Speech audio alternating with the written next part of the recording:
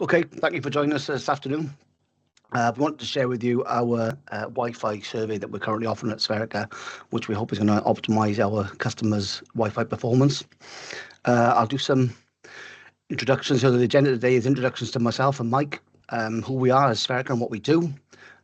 Mike is then going to talk you through a bit of a demonstration of how our Ekahau product works and how it can benefit your organization. And then there's a chance then for any Q&A at the end. So, hi, Nathan Edwards. I'm the Key Account Director at Spherica. Been here for 7 years now, 7.5 years. Worked in service delivery for a long time, moved into account management just over 12 months ago. So look after a lot of our big customers. We have a number of customers in the retail space, transport space, where we provide services that we're discussing today. Mike's been with us 6 years, Mike, I believe. Head of Technology Services at Spherica. Multi-platform architects, networks, infrastructure, security. Very clever chap at Spherica. So, who's Spherica? Well, we're a managed service company providing IT services for a number of clients across the UK. We're based out of Birmingham. We currently have around about 70 to 75 employees. Organisation was started 12 years ago by our founder members, Steve and Mark. And as you can probably tell, we've expanded quite a lot over that period of time, whereby we've expanded the managed services that we provide and also a number of project services as well. We have 5 key pillars that we focus on, as you can see on your screen right now. End user compute, which is all the end user interactions that we have with regards to hardware break fix. We have a number of guys that actually work on client site. Some work remotely, very fluid team. And this is our customer-facing interactions that we have with our users. In terms of our second pillar, it would be core technologies, core infrastructure, as some people call it. This is all the back-end infrastructure, whether that be the server estate, cloud, on-premise. This is a 24/7 service that we manage, a shared service, which facilitates all of our clients. We've recently set up a managed service desk, which I say recently is probably about 12 months ago now, servicing one client with another number of clients coming on board very shortly, we hope. This is, again, a 24/7 operation with people working at a remote location, servicing our clients across multi-platforms.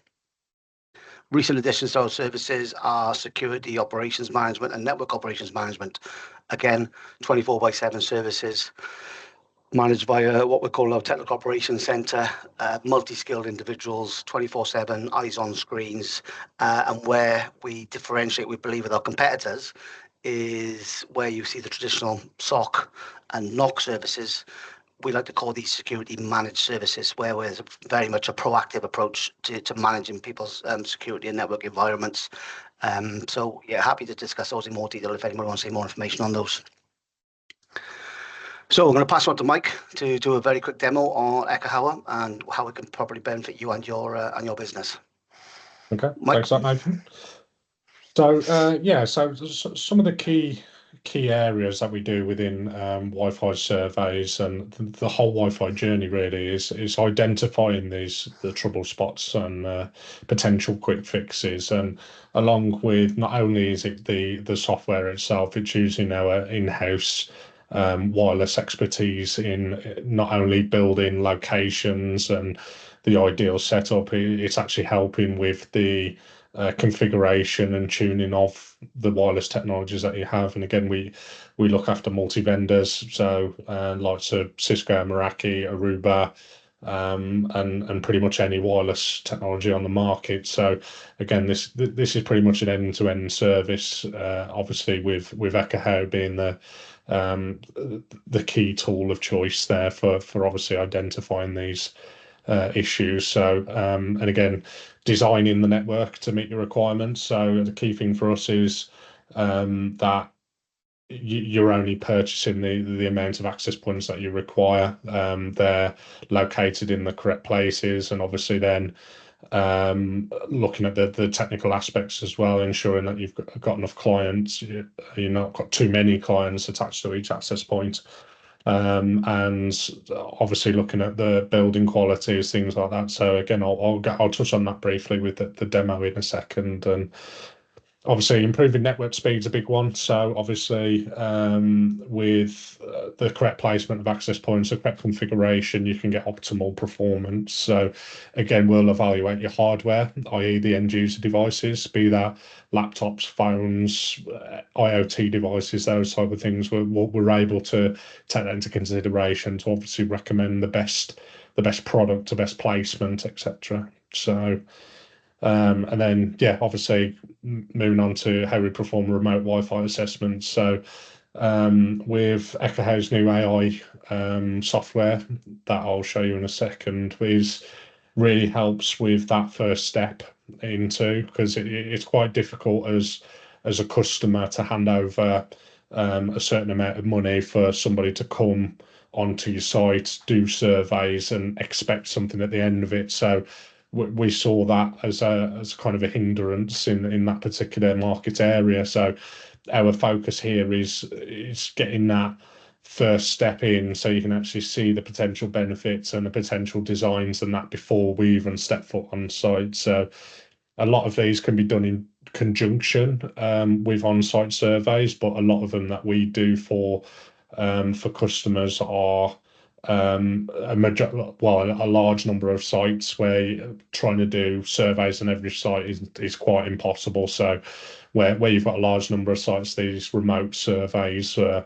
very, very useful in that respect. So, and again, assessments, we can always take your current design and current network placement, and again, using Echo's powerful AI platform to understand if it is actually giving you the coverage and the benefit that you thought you were getting. So a lot of deployments that we see out in the wild are kind of fairly old now, and the placements, you're just focused on hardware placement, hardware replacement, rather than probably reviewing the locations and the coverage areas, for example.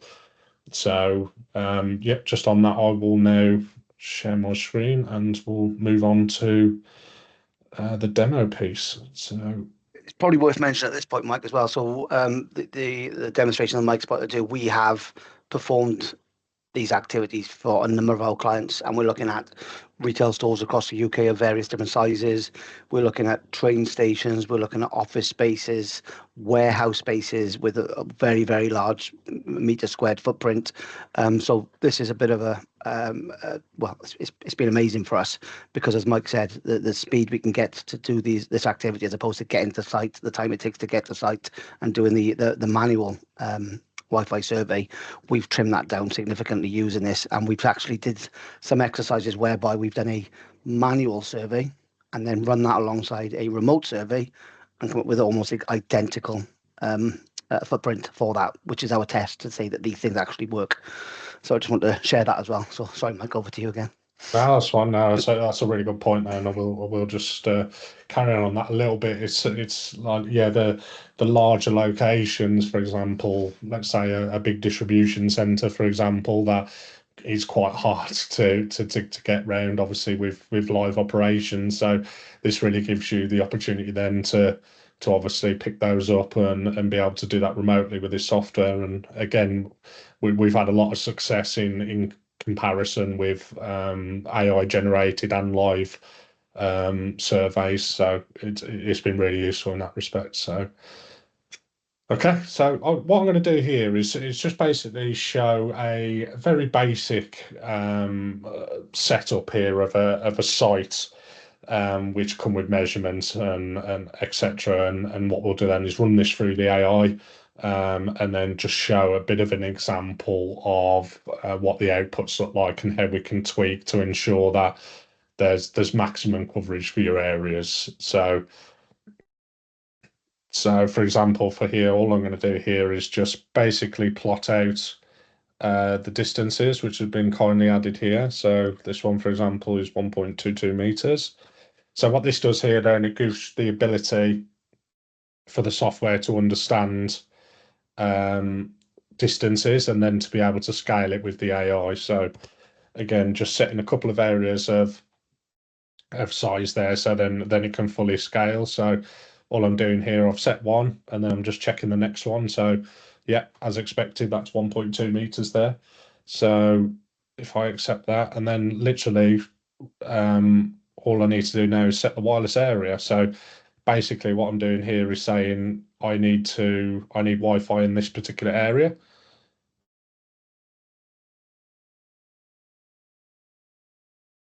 So set the first corner. So this is basically saying I want this full area covered for Wi-Fi, and then this gives me the full area, gives me the square meterage as well, so I can always double check that to make sure that's valid against the test sizes that we've done. The key thing here is I always tend to use the Ekahau best practices, because that obviously includes all of the best practice in terms of mounting, direction, etc., etc. So literally fairly straightforward now is to select the kind of device that we're using. So I'll go for a nice Meraki MR56, I think I'll go for. Yep. So all we need to do here is basically set up the access point type. This will have preset channels, directions. It will know whether it's omni or directional antennas, that type of thing. But we can customize it if there's something slightly different. And again, we can optimize from mobile devices, capacity. We can set the antenna height as well. So depending upon whether it's floor or ceiling mounted, we can set the height there. But we're just going for here the standard ceiling of 2.4 meters. So once I hit create, this will then go ahead and plot exactly where it thinks the AP should be.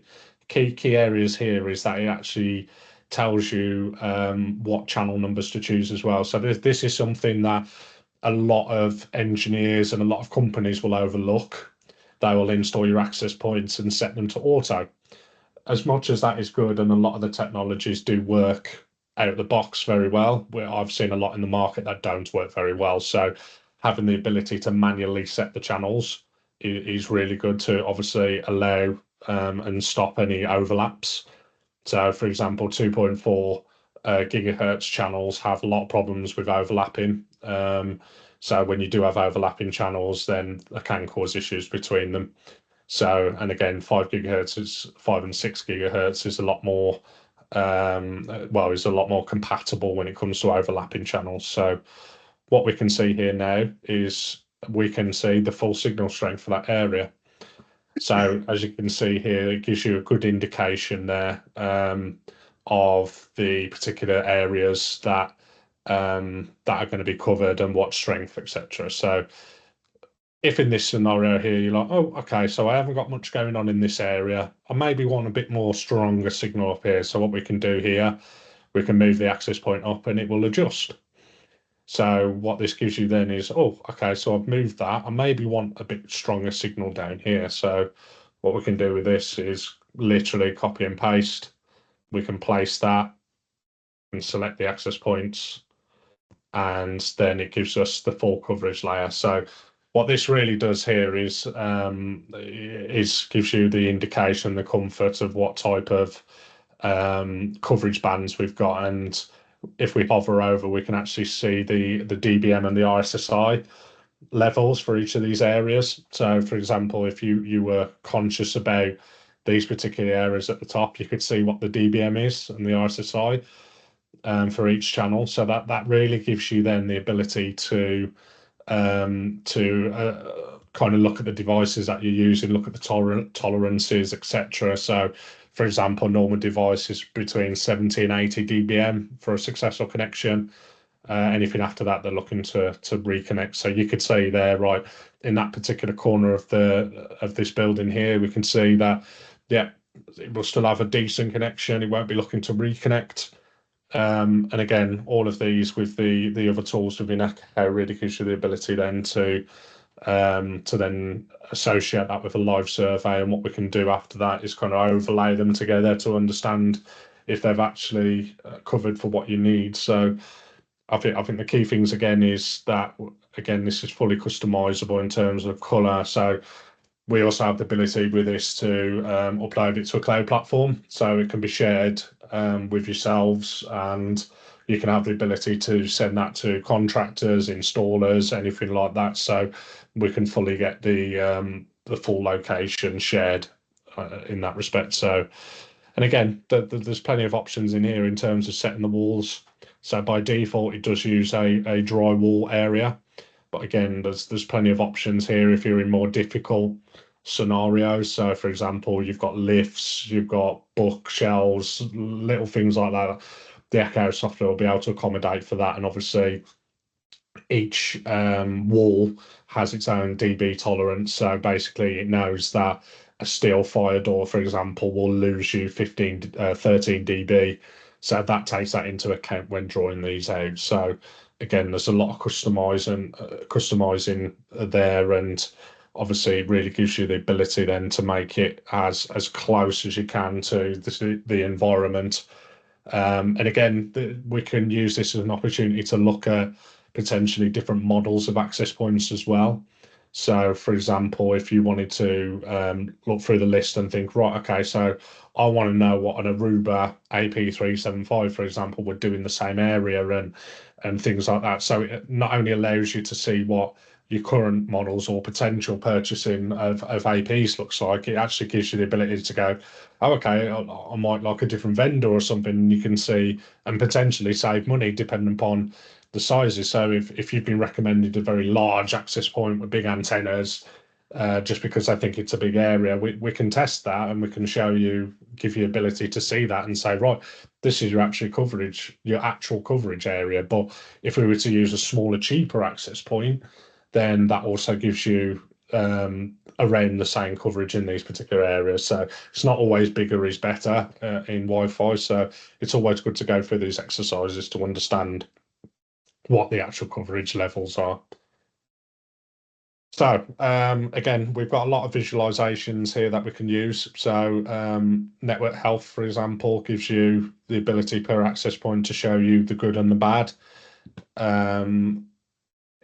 Signal to noise ratios, again, gives you the ability to see if there's any potential issues, any overlapping channels, and what that signal to noise ratio looks like.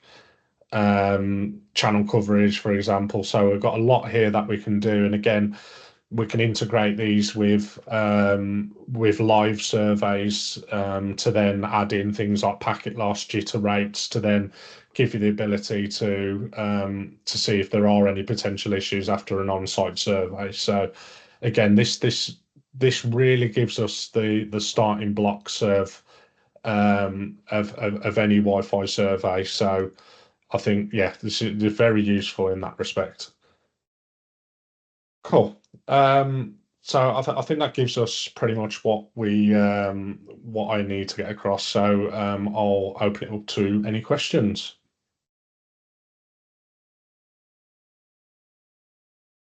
But while we wait for the questions to come through, I hope everybody found that useful. As you can see, this is quite a sophisticated bit of technology, and you can hopefully see the value in this. We're very excited by this and what this can offer our clients, and also operational efficiencies for ourselves. Because this is something that we offer as a service, and we can be far more streamlined, slicker with this. And we know it works because we've tested it, manual with an automated and remote survey. So yeah, one of the services we can offer. And if you are interested in taking us up on this offer, then please do reach out and get in touch.